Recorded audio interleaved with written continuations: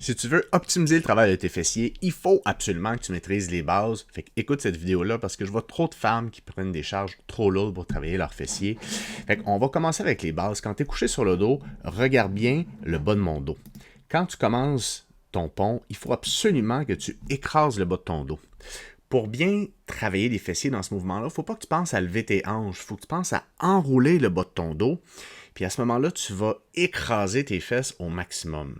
Parce que les fesses, oui, elles vont soulever tes hanches, mais toi, il faut que tu penses à les serrer ensemble, comme si tu écrasais quelque chose entre tes fesses. C'est ça qui va faire la différence au niveau de la tension que tu vas sentir dans tes fessiers.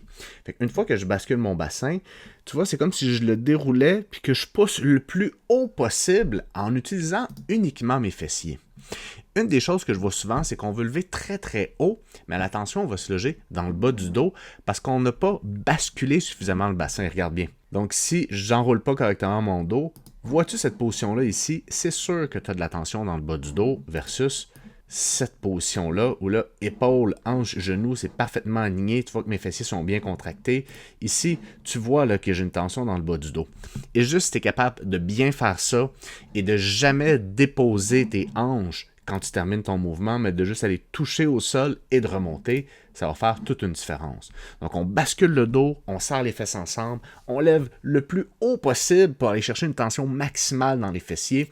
Tu descends tranquillement, fais juste toucher tes fesses au sol, remonte tout de suite, tu m'en reparleras.